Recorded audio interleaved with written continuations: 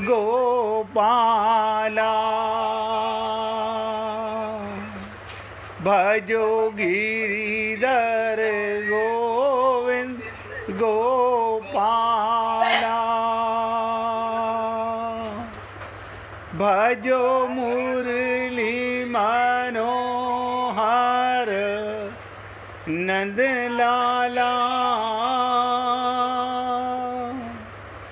भजो मुरली मनोहर नंद लाला भजो गिरिधर गोविंद गोपाला भजो गिरिधर गोविंद गोपाला भजो मुरली मनोहर नंद लाला भजो मुरली मनोहर नंद लाला भजो गिरिधर गोविंद गोपाला भजो गिरिधर गोविंद गोपाला बोलिए वृंदावन बिहारी लाल की जय जय जय श्री राधे जय जय श्री राधे। सभी भक्तों से निवेदन, बहुत एकाग्रचित होकर सत्संग के प्रत्येक शब्द को पूरी एकाग्रता के साथ हृदयंगम करें। सीता जी की खोज, हनुमान जी का चरित्र, देह अभिमान, मैनाक पर्वत का अभिमान, लोभ, ये सब चीज़ें आप और हम लोगों के जीवन में रोज आती हैं और आप और हम सब लोग इन सब में एक अज्ञानता के बस फंसे हुए हैं। वो अज्ञानता क्या है? हम चेतन हैं, अविनाशी हैं, सहज सुख राशि हैं और हम नाशवान को अपना मानते हैं। मैं कई तरीके से प्रयत्न करता हूँ कि आप और हम लोग किसी प्रकार से समझ सकें अविनाशी को। अविनाशी क्या है? शरीर अविनाशी नहीं है, नाशी है। हम अविनाशी हैं। ये धन दौलत, ये मकान दुकान, ये परिवार, ये सब सबको पता है ये सब समाप्त होने वाला है, नाशवान है। अब आप सोचिए, नाशवान का अभिमान, देह का अभिमान सुनने में बड़ा अजीब लगता है, क्योंकि अब तक हमने अपने को शरीर ही माना है, तो अब तक भगवत प्राप्ति कर भी नहीं सके। हम सब ने खूब पूजा की, खूब पाठ किया, खूब मंदिरों में गए, खूब संतों के दर्शन किए, लेकिन क्या मानकर? अपने को देह मानकर। यहाँ तक रामायण का पाठ भी किया, रामचरित मानस भी पढ़ी, सुंदरकांड का पाठ भी किया, लेकिन जो सीता की खोज थी, देह के अभिमान को पार करने के लिए जैसे सारे देवता समुद्र तक आकर रुक गए, ऐसे हम भी रुक जाते हैं। तो होता क्या है? पुनरपि जननम पुनरपि मरणम, बार बार संसार में आते हैं और चले जाते हैं। तो हमारा कल्याण होगा कैसे? पूरी एकाग्रता के साथ सुनिएगा, हमारा कल्याण होगा कैसे? मैं इसीलिए आपसे निवेदन करता हूँ, हम अविनाशी हैं। रामचरितमानस की बात मान लो, ईश्वर जीव, आप सोचो, भगवान के अंश हैं, ईश्वर अंश, जीव अविनाशी। ये जीव अविनाशी है, आप हम लोग अविनाशी हैं। शरीर का नाश होता है, जिसका जन्म उसकी मृत्यु। आपका जन्म कभी हुआ नहीं, आपको देह मिला सिर्फ इसलिए इस देह में आप वो कर्म कर सकते हैं, वो ज्ञान प्राप्त कर सकते हैं जिससे आपका नाशवान से अपनापन हट जाए। ये कितनी बड़ी भूल है आप हम लोगों की। जाने हुए असत का त्याग करना। जानते हैं हम लोग कि शरीर मरेगा, जाने हुए असत का त्याग करने में भी आप स्वयं देखो, हम लोग बालक थे, जवान हुए, रोगी हुए, निर्धन, धनवान। आप तो इनको जानने वाले हो, आप ये नहीं हो। ना आप बालक थे, ना आप जवान थे, ना आप रोगी थे, ना आप निर्धन थे। ये सब अवस्थाएं हैं शरीर की। जैसे मृत्यु के समय एक आघात लगता है, चोट लगती है, जिससे हम लोग पुनर्जन्म को भूल जाते हैं। जहाँ हमारे शरीर की मृत्यु हुई, भगवान क्लीन स्लेट कर देते हैं, पुनर्जन्म का किसी को पता नहीं। ऐसे आघात बालकपन पर जाने पर नहीं लगा। हमें आघात नहीं हुआ कि बचपन चला गया, क्योंकि जवानी आ गई। आप उसे भूले नहीं। नया उद्योग, नया बिजनेस कुछ नहीं करना है, जो निवृत्त है उसकी निवृत्ति करनी है। जो सदा आपका था नहीं, उसमें अपनापन कर लिया। केवल एक हनुमान जी यात्रा पर जा रहे हैं, इतने देवता एक देह के अभिमान के कारण। जो प्राप्त है उसकी प्राप्ति करनी है। देखो कमाल की चीज, किसी ने मेरे से प्रश्न किया था, आप कहते हो प्राप्त है भगवान, मैंने कहा नित्य प्राप्त है, उसकी प्राप्ति कैसे करनी है? सब ध्यान से सुने। अनुभूति परमात्मा तो सदा मिला हुआ है, हर जन्म में मिला हुआ था, हर योनि में मिला हुआ था। सीताराम आचार्य जी ने कहा इस देह में हरि मिलत हैं, तो हरि का किसी कोने में बैठा हुआ है, किसी मंदिर में भगवान बैठे हुए हैं। आपके हृदय कमल में द्वा सपर्णा सखाया, दो पर्सनैलिटी एक साथ रहती हैं, एक आप और एक आपका बाप। अपना पता चल जाए, पक्का दृढ़ विश्वास हमारे मन में, लेकिन परंतु अगर मगर जैसे शब्द आते हैं। अगर ऐसा है तो क्यों, मगर ऐसा है तो क्यों, लेकिन ऐसा है तो क्यों, ये शब्द श्रद्धा विश्वास नहीं है, ये शरणागति नहीं है।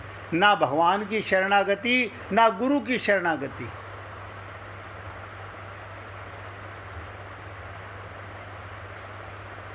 जो निवृत्त है उसी की निवृत्ति करनी है, और जो प्राप्त है उसकी प्राप्ति करनी है।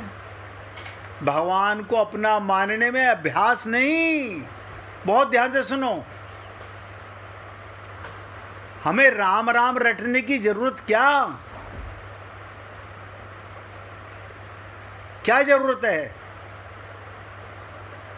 एक बार ये ज्ञान हो गया, मुझे बताइए कौन सी पत्नी कौन से पति की माला जपती है? कौन सा पति पत्नी की माला जपता है? आप कहेंगे कोई नहीं जपता, क्यों? उनसे संबंध मान लिया। इसी प्रकार संत महात्माओं की बातों को मानकर आप अपने को आत्मा और अपना संबंध परमात्मा मानने की बात है। मैं सोच रहा हूं लोग रट्टू तोते की तरह तोता रटन, शरीर मान के तोता रटन करने का कोई लाभ नहीं है। भगवान को अपना मानने में अभ्यास नहीं है।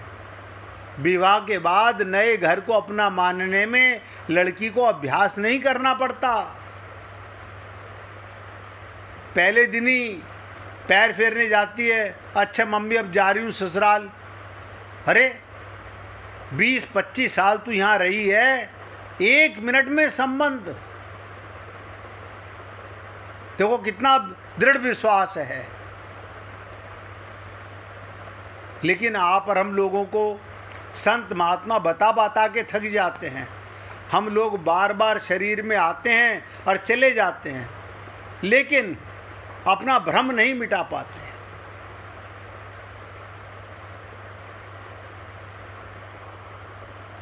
अभ्यास से बोध नहीं बनता। हम भगवान के हैं, इतनी बात मान लो तो बेड़ा पार। राम सुखदास जी कहकर चले गए, हम भगवान के हैं और भगवान हमारे हैं। भाई इतनी सी बात बताओ, इतनी सी बात मोहब्बत की, और वो भी समझ नहीं आती। हम लगते हैं नहीं नहीं भगवान तो बहुत बड़े हैं, हमारे कैसे हो सकते हैं, हम तो दरिद्र हैं, कंगाल हैं।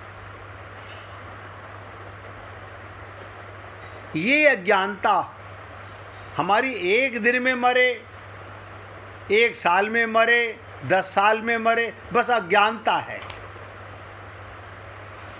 और अज्ञानता किस लिए? जड़ वस्तुओं को अपना, जड़ शरीर को अपना माना हुआ है।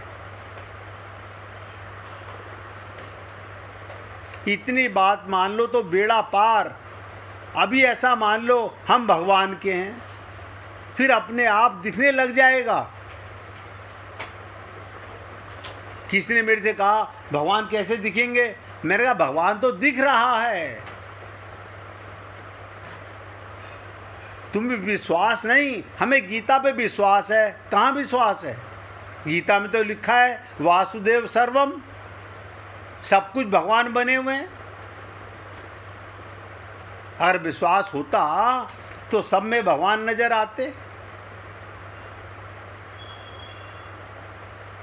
इसलिए हे पुण्य आत्माओं, मैं आपसे निवेदन करता हूँ, बार बार रोज कहता हूँ कि जीवो अपनी भूल सुधारो, जो तुमसे ये ना सुधरे तो ब्रजराज पुकारो। अपनी भूल सुधारो, अज्ञान को मिटाओ। तुम आत्मा थे, आत्मा हो। बताओ, अपने को जानने में भी कष्ट। स्त्री को ये भ्रम नहीं हो रहा कि मैं स्त्री हूं, जबकि अज्ञान है। क्योंकि सब लोगों ने कहा स्त्री स्त्री, उसको विश्वास हो गया मैं स्त्री हूं। सारे संत महात्मा कह रहे हैं हे पुण्य आत्माओं, हमें विश्वास नहीं होता।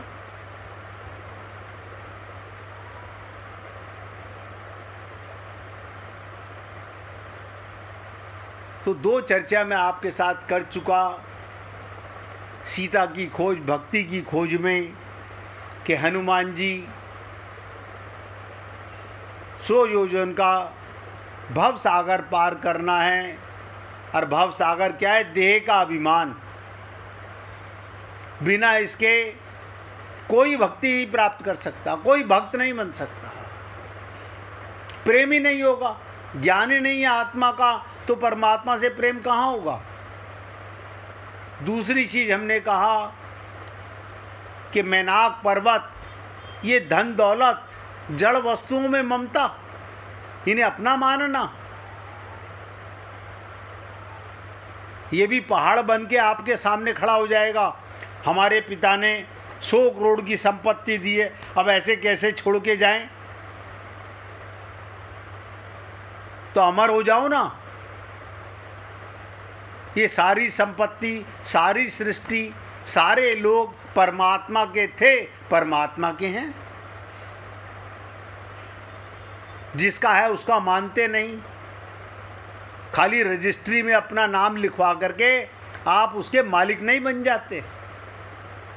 ये केवल बुद्धि का भ्रम है।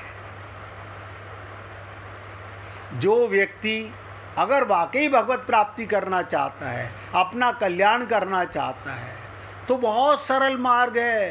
रामचरितमानस में तुलसीदास जी सबसे पहले कहते वेद मत।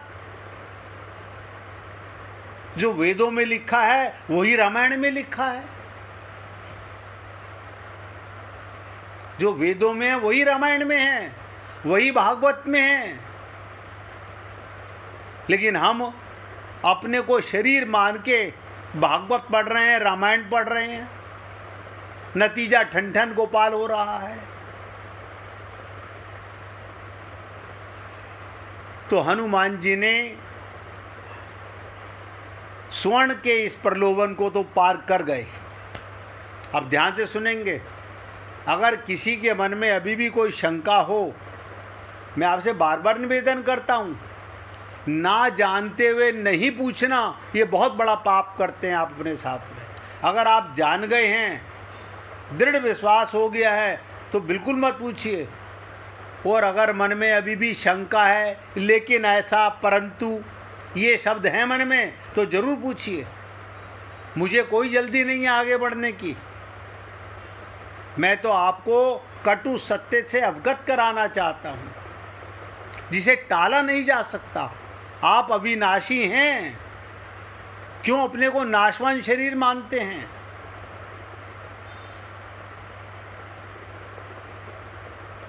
कोई भक्त नहीं पूछना चाहता। इससे मैं ये समझता हूँ कि सबको समझ आ गया है। अब आगे बढ़ते हैं सीता की खोज, भक्ति की खोज में परमात्मा तक जाने के लिए। और कौन सी बाधाएं हम लोगों के जीवन में आएंगी, ये बाधा तो आपने सबने समझ ली। देह का अभिमान हमें है, देह से पूजा करने जाते हैं। अरे मानते ही देह हैं, देह में जाते हैं तो कोई बात नहीं, लेकिन अपने को देह मानना तो पाप है। दूसरी, धन दौलत, आप चौकीदार हो। अब रिजर्व बैंक के अंदर गवर्नर भी ये मान ले कि मैं इसका मालिक हूं, आपको विश्वास होगा? हम सिर्फ चौकीदार हैं। परमात्मा का था, परमात्मा का है, परमात्मा का रहेगा। तो हनुमान जी स्वर्ण के इस प्रलोभन को, लोभ को पार कर गए। पर जब आगे बढ़ते हैं तो उनके समक्ष अब भय की बाधा आती है।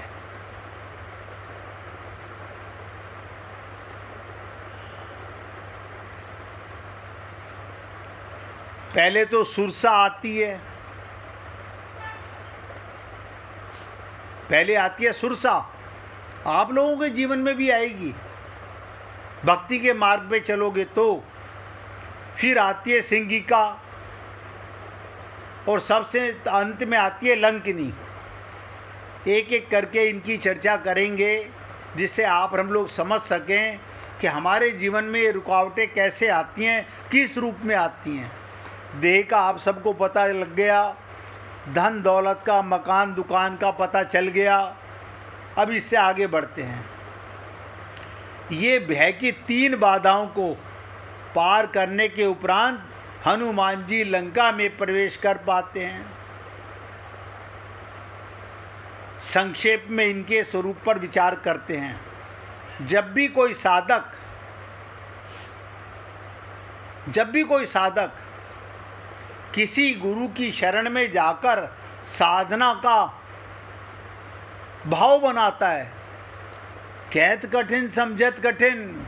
हमारे गुरुजी 1 महीने की साधना कराते हैं, पहले दिन 50,000 आदमी पहुंच जाते हैं और लास्ट के दिन 500 आदमी रह जाते हैं। ये कहाँ गए? ये सब तमाशबीन होते हैं।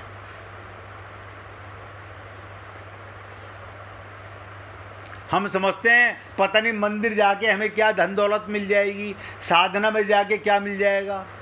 साधना के लिए त्याग करना होता है। अब त्याग कौन करे?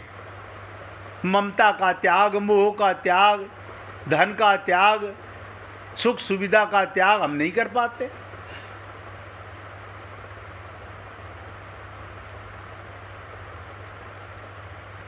तो साधक लोभ की बाधा को पार कर, सबसे पहले लोभ की।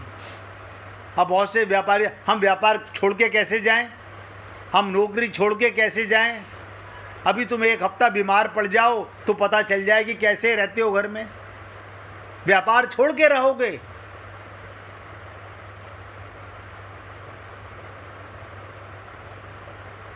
तो लोभ की बाधा को साधक पहले पार करता है। लक्ष्य की ओर आगे बढ़ेगा तो उसके सामने ये 3 बाधाएं आएंगी। जो मैनाक पर्वत को, धन दौलत को अपना मानना छोड़ देता है, वही साधना में आगे बढ़ता है। यदि ये बाधाएं ना आए तो समझ लेना चाहिए व्यक्ति लक्ष्य की ओर नहीं चल रहा है। रामचरितमानस में ये भगवान शंकर के मन से, मानस से प्रकट हुई है। सबसे पहले आने वाली बाधा सुरसा। अब आप कहेंगे किसी शत्रु ने भेजी है सुरसा? ना, पहले भी बता चुका हूं, इसकी ज्यादा चर्चा नहीं करूंगा। रावण के द्वारा नहीं भेजी गई, देवताओं के द्वारा भेजी गई। ये रामचरितमानस, रामावतार क्या हुआ? देवताओं की इच्छा से। सबसे पहले समुद्र ने बाधा खड़ी की थी, मैनाक पर्वत सामने लाए। अब देवताओं ने बाधा खड़ी कर दी। वो देखते हैं हनुमान जी अकेले लंका में जा रहे हैं। क्यों?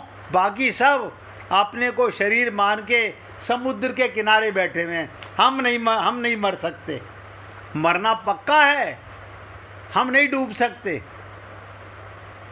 देह का अभिमान नहीं त्याग सकते। इसीलिए हजारों में से, लाखों में से कोई एक भक्ति की ओर बढ़ पाता है। उन्हें आशंका होती है क्या अकेला व्यक्ति लंका जाकर वहां से अछूता आ सकता है? देवताओं ने सोचा अकेला एक बंदर जा रहा है हनुमान, क्या ये अछूता आ सकता है? क्या वहां पर इतने सारे राक्षसों को परास्त कर सकता है? और वो हनुमान जी की परीक्षा लेने के लिए सुरसा को नियुक्त करते हैं। सुरसा कौन? देवताओं की माया। सुर माने देवता, सुरसा माने देवताओं की माया। जैसे आप हम लोगों के पीछे भगवान ने अपनी माया लगा दी। भगवान ने भी जब हम माँ के गर्भ से आए तो हमारे पीछे माया लगा दी। क्या? भगवान ने कहा माया का बेटा मन, और माया मन की मोहिनी। मन को बहुत जल्दी माया में लग जाता है। आप कहते हो मेरा मन तो कह रहा है ये मेरा है। अबे तेरा मन तो माया का बेटा है, तुझे क्या ज्ञान है कि तू कौन है? हम परमात्मा के अंश के मन के गुलाम हो गए। हमारा मन ही गुरु है। तो देवताओं को आशंका हुई कि पता नहीं ये अकेला जाकर के वापस आ पाएगा कि नहीं आ पाएगा। तो सुरसा को भेजा। सुरसा सर्पों की माता है और उससे हनुमान जी की योग्यता का परख भी हो जाएगा।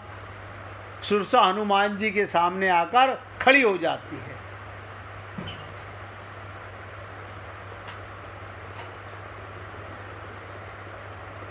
सुरसा हनुमान जी के सामने आके खड़ी हो जाती है। सुरसा नाम अहिन के माता, पढ़न आए कही ते ही बाता, आज सुरन मोही दीन आहारा, सुनत बचन कह पवन कुमारा। क्या कहती है हनुमान जी से? मैं बड़ी भूखी हूँ, देवताओं ने मुझे कहा कि ये जो बंदर लंका की ओर जा रहा है उसे खा लो।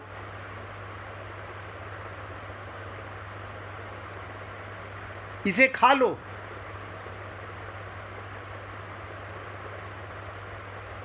इसका तात्पर्य क्या? आप सोचें। और मैंने कहा कि जो मैनाक पर्वत लोभ से आगे बढ़ेगा भक्ति के मार्ग पर, उसके सामने 3 रुकावटें भय की आएंगी।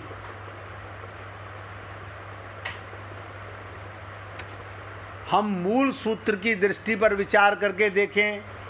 मैंने कहा सर्पों की माता सुरसा,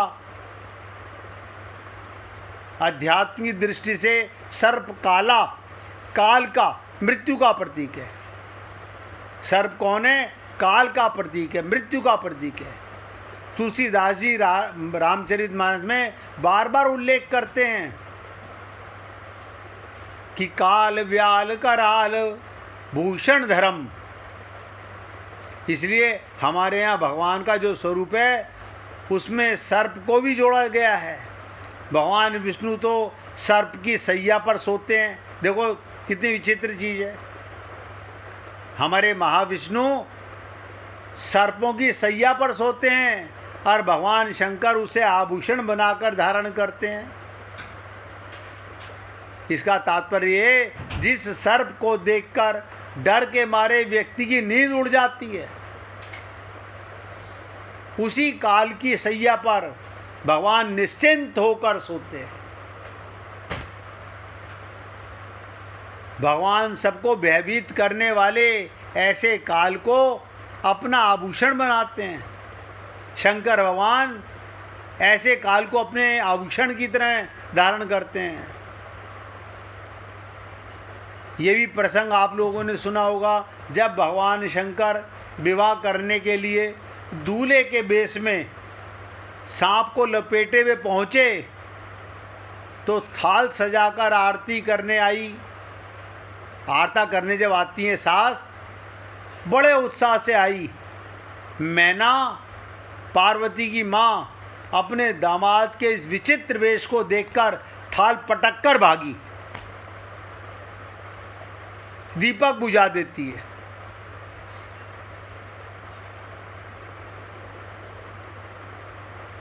भय की दृष्टि मैं पहले बता रहा हूं।